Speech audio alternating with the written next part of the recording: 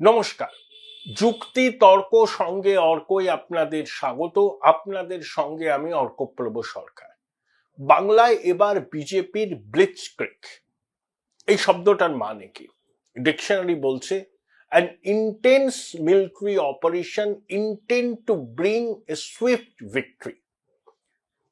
এটা মিলিটারি অপারেশনের ক্ষেত্রে বলা হলেও আক্ষরিক অর্থে ব্লিটজক্রিগ বলতে বোঝায় যে চতুর্দিক থেকে এমন একটা অ্যাটমসফিয়ার তৈরি করা যাতে প্রতিপক্ষ ঘাবড়ে যায়। মানে কার্পেট বম্বিং বলতে আমরা যা বুঝি সেটাই কার্যত ব্লিটজক্রিগ। বাংলায় এবার ক্ষমতা দখলের জন্য বিজেপি কিন্তু সেই রাস্তাতেই যাবে।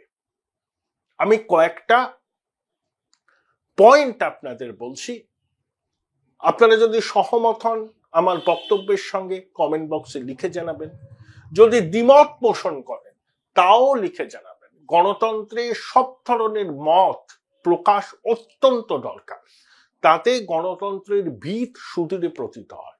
সবাইকে আমার কথায় সহমত হতে হবে তার কোনো কারণ নেই, দ্বিমতও প্রকাশ করতে পারেন। অনেকে সহমত পোষণ করবেন, অনেকে দ্বিমত পোষণ করবেন। এই যে রাজীব কুমারের কেসটা সুপ্রিম কোর্টে উঠলো 6 বছর বাদে, এমনি উঠলো। শীতঘুম কাটিয়ে হঠাৎ করে সিবিআই আদালতে চলে গেল। সলিসিটর জেনারেল সিবিআই এর পক্ষে সওয়াল করলেন, তুমুল বর্ষিত হলেন সলিসিটর জেনারেল যে 6 বছর ধরে কেন ডাকেননি রাজীব কুমারকে। জুৎসই জবাব দিতে পারেননি, কিন্তু সলিসিটর জেনারেল বলেছেন যে ধর্মাবতার বিষয়টা অত্যন্ত গুরুত্বপূর্ণ, আমার উপর বিশ্বাস রাখুন, আমাকে সুযোগ দিন আমার কথা বলায়। একটা আদালত অবমাননা আছে এবং একই সঙ্গে একটা রিভিউ পিটিশন আছে। শুনানি হবে 17ই অক্টোবর, শুনানি হবে। শুনানিতে কি হবে সেটা আপনারা পরে জানবেন, কিন্তু বিষয়টা হলো যে ঠিক নির্বাচনের আগে রাজীব কুমারের এই যে জামিন খারিজের মামলা আবার উঠলো কিন্তু সুপ্রিম কোর্টে, এবং সলিসিটর জেনারেল জোরালো সওয়াল করলেন এবং বললেন সিবিআই এর অভিযোগ রাজ্য সরকারের বিরুদ্ধে, মূলত বিষয়টা রাজ্য সরকারের সঙ্গে। দেখুন, সারলা চিটফান্ড মামলার তদন্ত করতে গিয়ে সিবিআই বাধাপ্রাপ্ত হয়েছে, তাহলে যুগ্ম অধিকর্তার বাড়ি ঘেরাও করা হয়েছিল, এগুলো আমরা সব জানি। রাজীব কুমারের তখন কলকাতার কমিশনার, তার বাড়িতে সিবিআই অতর্কিতে হানা দেওয়ার পর শেক্সপিয়ার সরণি থানা থেকে পুলিশরা আসেন, এই ছবি আমরা জানি। মুখ্যমন্ত্রী অবস্থান শুরু করে দেন ধর্মতলায় ডরিনা ক্রসিং এর কাছে, সেগুলো আমরা সব জানি। আতঙ্কিত হয়ে গেছিলেন মুখ্যমন্ত্রী যে কমিশনারের বাড়িতে সিবিআই এর আধিকারিকরা অতর্কিতে, তিনি চলে এসেছিলেন পুলিশ কমিশনারের বাড়িতে। একজন পুলিশ কমিশনারের বাড়িতে সিবিআই আধিকারিকরা এসছেন, জিজ্ঞাসাবাদের জন্যই এসেছিলেন, মুখ্যমন্ত্রী দৌড়ে এলেন। বুঝতে পারছেন কেসটার কত গুরুত্ব মুখ্যমন্ত্রীর কাছে? এটা আসলে প্রশাসনের উপর চাপ। রাজীব কুমার মুখ্যমন্ত্রীর ব্লু আইড বয়, সবাই জানেন। মুখ্যমন্ত্রী যেখানে যান রাজীব কুমার তার সঙ্গী হন, মনোজ পন্থ যান, রাজীব কুমার যান।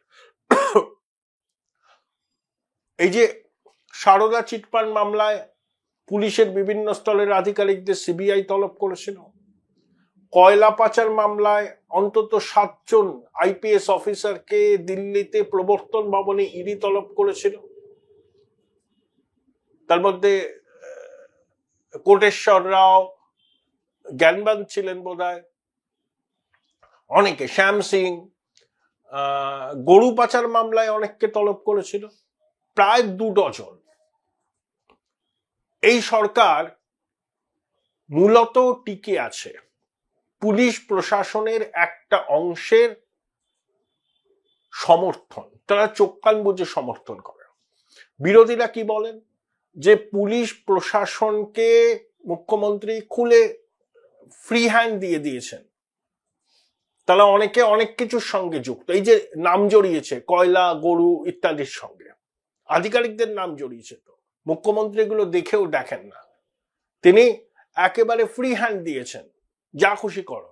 বিনিময়ে নির্বাচনের সময় আমার দলকে জেতাতে যা করার তাই করতে হবে। অর্থাৎ এই সরকারটা, এই রাজনৈতিক দলটা একান্তভাবে পুলিশ নির্ভর রাজনৈতিক দল।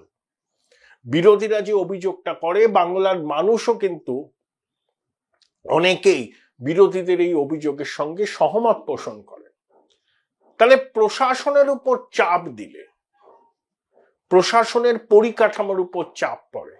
যে সমস্ত অনুপ্রাণিত গৃহপালিত আধিকারিকরা নিজেদের কর্তব্যকে অবহেলা করে মহিয়সী নারীর সেবা করতেই প্রস্তুত, তাদের কাছেও এটা বার্তা আগে থেকে দিচ্ছে। দেখুন, কেন্দ্রের শাসক দল, মুখ্যমন্ত্রী বলেই পেরেছিলেন একটা প্রশাসনিক সভায়, আমার প্রশাসনের উপর চাপ দিচ্ছে কমিশন। একদিকে কমিশনের এসআইআর, কমিশনের প্রবল চাপ, কমিশনের বিধি মানবার জন্য মুখ্য সচিবকে চিঠি, অন্যদিকে 6 বছর বাদে রাজীব কুমারের মামলাটা সুপ্রিম কোর্টে উঠল। কোনোটাই কাকতলীয় নয়, একটার সঙ্গে একটা যোগ আছে। একটাই বার্তা দেওয়া, অনুপ্রাণিত গৃহপালিত আধিকারিকদের আইন মেনে কাজ করুন, যেটা আইন সেটা করুন, আইনের শাসন প্রতিষ্ঠিত করুন, শাসকের আইনে ভরসা রাখবেন না। যদি ভরসা রাখেন, দেশের আইন আপনাদের বিরুদ্ধেও ব্যবস্থা নিতে পারে। এবং কেন্দ্রীয় সরকার চাইলে, এরা সব সেন্ট্রাল ক্যাডার, অনেক কিছু করতে পারে। সেই পথেই কিন্তু যাচ্ছে। হঠাৎ করে 6 বছর বাদে রাজীব কুমারের মামলাটা সুপ্রিম কোর্টে উঠলো, সলিসিটর জেনারেল সিবিআই এর তুমুল সওয়াল করলেন, সময় চেয়ে নিলেন, অনেক কিছু তার বলার আছে। শেষ পর্যন্ত মাননীয় প্রধান বিচারপতি সম্মত হয়েছেন সোমবার। এটাকে কাকতলীয় বলতে রাজি নই। 2, আমি আগের একটা প্রতিবেদনে বলেছিলাম লক্ষ্মী পুজোর পর এই বিভিন্ন এজেন্সি সক্রিয় হবে। তার প্রমাণ আপনারা পেয়েছেন তো। 21 মাস বাদে সুজিত বসুর বাড়িতে, নিতাই দত্তর বাড়িতে এবং তাদের গুদামঘরে, সুজিত বাবুর ছেলের রেস্টুরেন্টে তল্লাশি হলো। কত 45 লক্ষ টাকা নাকি বাজেয়াপ্ত হয়েছে। যাই হোক, সেটা কার কাছ থেকে হয়েছে সেটা ইডি স্পষ্ট করে বলেনি। একটা বিজ্ঞপ্তি দিয়েছিল 45 লক্ষ টাকা তারা উদ্ধার করেছে। তাহলে 21 মাস বাদে সুজিত বাবুর বাড়িতে কেন্দ্রীয় এজেন্সির অভিযান হলো। আগামী দিনে আরো হবে। শুধু সুজিত বসু নয়, অনেকের বাড়িতে অভিযান হবে। 3, কালীঘাটের কাকুর ভয়েস স্যাম্পেলের ফরেন্সিক রিপোর্ট এজেন্সির হাতে আছে, চুপ করে বসে আছে। কালীঘাটের কাকু ওই লিপস অ্যান্ড বাউন্সের সিও ছিলেন। লিপস অ্যান্ড বাউন্স কার কোম্পানি আপনারা জানেন। সিও কে পুলিশ ধরলো, এজেন্সি ধরলো, সরি ইডি। তিনি এখন জামিনে আছেন। তাহলে বড় কর্তারা ঘুরে বেড়াচ্ছেন, এটা তো বিশ্বাসযোগ্য কি? ছোট বাবু ঘুরে বেড়াচ্ছেন, আস্ফালন করছেন, একে দেখে নেব, ওকে দেখে নেব, এই চ্যালেঞ্জ, ওই চ্যালেঞ্জ। আর তার কোম্পানির সিও যাকে ইডি গ্রেপ্তার করেছিল তিনি জামিনে আছেন। এ দুটো আপনারা মেলাতে পারছেন? মেলাতে পারবেন না স্বাভাবিক বুদ্ধিতে, কিন্তু এবার আপনারা মেলাতে পারবেন। কারণ কেন্দ্রের শাসক দল এইটুকু বুঝতে পেরেছে যে লোক দেখানো অভিযান করে কয়েকজন চুনোপুটিকে গ্রেপ্তার করলে পশ্চিমবঙ্গের মানুষ বিশ্বাস করবেন না, তারা ভাববেন সেটিং আছে। তাহলে এই সেটিং এর তত্ত্বটাকে নস্যাৎ করবার জন্যই এবার এজেন্সি অ্যাক্টিভ হবে। এবং দেখুন, প্রকৃত অপরাধীরা ধরা পড়ুক সবাই চায় তো, তিনি যে দলেরই সমর্থক হন না কেন, চান। তাহলে প্রকৃত অপরাধীরা বুক পুলিয়ে ঘুরে বেড়াবে আর কিছু আমচা চামচা বেলচা যে এজেন্সি ধরবে, এটা পশ্চিমবঙ্গের মানুষ অ্যাকসেপ্ট করবে না। প্রকৃত অপরাধী কে বা কারা সেটা পশ্চিমবঙ্গের মানুষ জানেন, তাদের কাছে স্পষ্ট দিনের আলোর মতো। সংগঠিত অপরাধ হয়েছে পশ্চিমবঙ্গে এই নিয়োগ নিয়ে, একজনের পক্ষে সম্ভব নয়।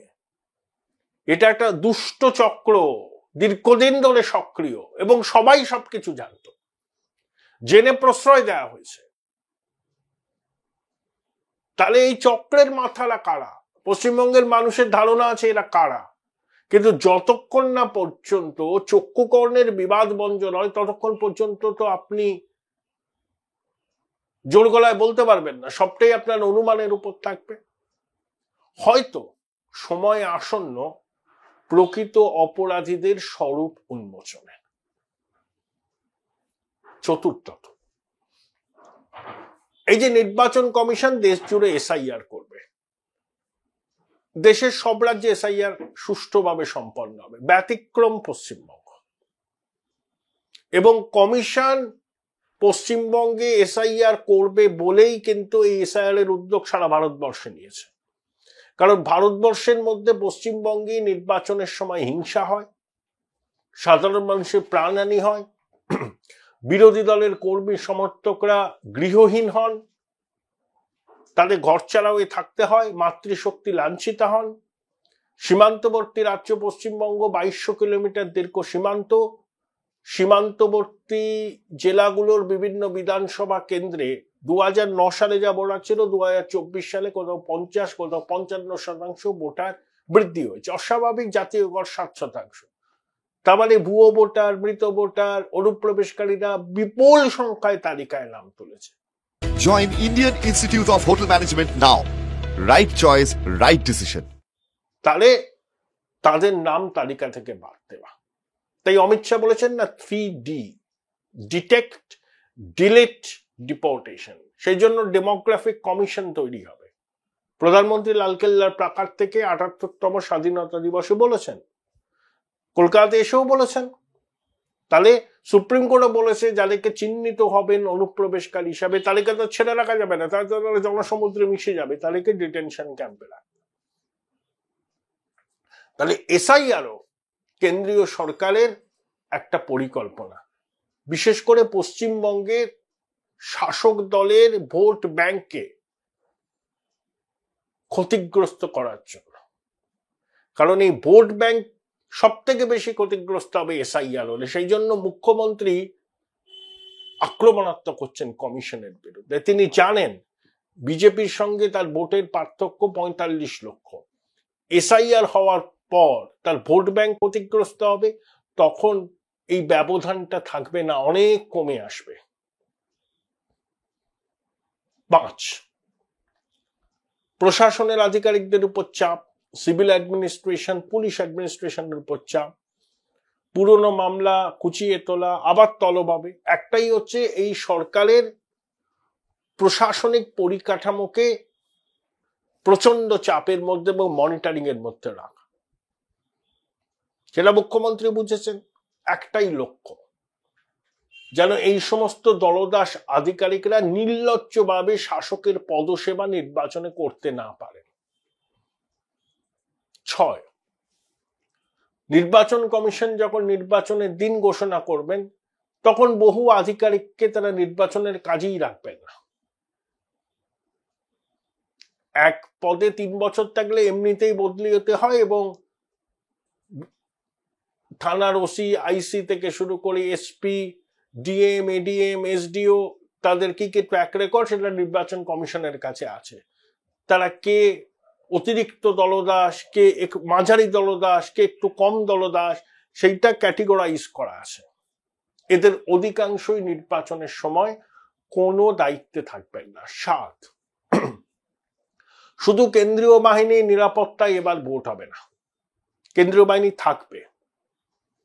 কেন্দ্রীয় বাহিনী আজ তাকে অরুণাচলে, কাল তাকে শ্রীনগরে। মাওবাদী অধ্যুষিত অঞ্চলে কেন্দ্রীয় বাহিনীর ডিপ্লয়মেন্ট রাখতে হবে। শীত পড়ছে, এখন এই সুযোগে অনুপ্রবেশ হবে। ভারত পাকিস্তান সীমান্তে জোরদার ফোর্স মোতায়েন করা হয়েছে। তাহলে অনেকগুলো রাজ্যে ভোট হবে, আসাম, তামিলনাড়ু, কেরল, পশ্চিমবঙ্গ, একই সময়ে প্রায় আশেপাশে। তাহলে শুধু কেন্দ্রীয় বাহিনীর উপর ভরসা করে নির্বাচন করা যাবে না।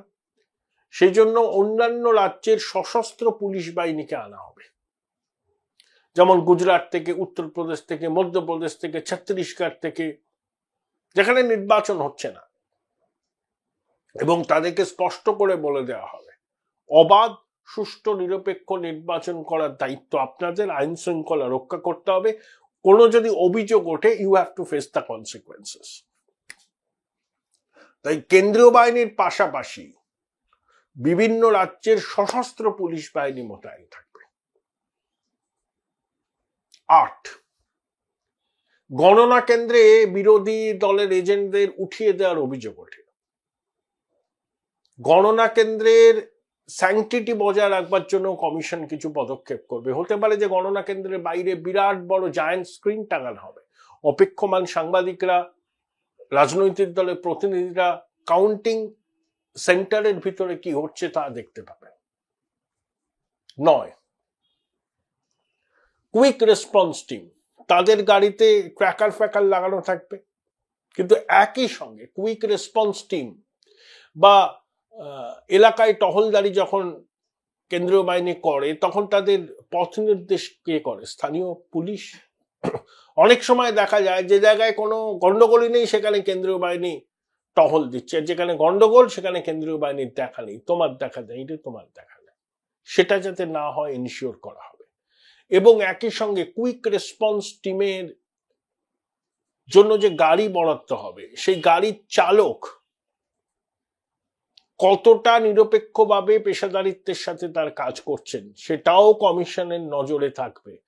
কারণ ধরুন একটা ইনসিডেন্ট হলো, বাইরে থেকে আসা ফোর্সের পক্ষে রাস্তাঘাট চেনা সম্ভব নয়, তাদের পথ দেখিয়ে কে নিয়ে যাবে? ওই যে গাড়িতে তারা ঘুরছেন সেই গাড়ির চালক। যে পথটা যেতে আপনার 10 মিনিট লাগে, সেই পথটা এমন ভাবে ঘুরিয়ে নিয়ে যাওয়া হলো 45 মিনিট লাগলো। যখন কেন্দ্রীয় বাহিনী পৌঁছলো সব ফাঁকা। এটা যাতে না হয়। 10, ধরুন একটা বিধানসভা কেন্দ্রে 100টা বুথ আছে, 90টা বুথে খুব স্মুথ ভোট হলো, কিন্তু 10টা বুথ শাসক বেছে নিল, সেখানে ভোটের নামে প্রহসন হলো। কমিশনের কাছে তথ্য আছে কোন বুথে এক্সেসিভ ভোট হয়েছে, 95%, এবং সেই বুথের অধিকাংশ ভোট শাসক পেয়েছে।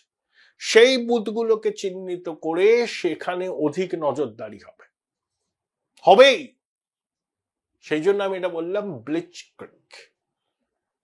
এটাই হচ্ছে এবারের নির্বাচনে। আমি বলছি এবার বাংলায় বিজেপির ব্লিচক্রিগ। এই বিজেপি বললাম, বিজেপি প্রধান বিরোধী দল, কেন্দ্রের শাসক দল, তারা দীর্ঘদিন ধরে কেন্দ্রীয় হস্তক্ষেপের দাবি জানাচ্ছে। এসআইআর এর মাধ্যমে কেন্দ্রীয় হস্তক্ষেপ হওয়ার সম্ভাবনা 16 আনার উপর 18 আনা।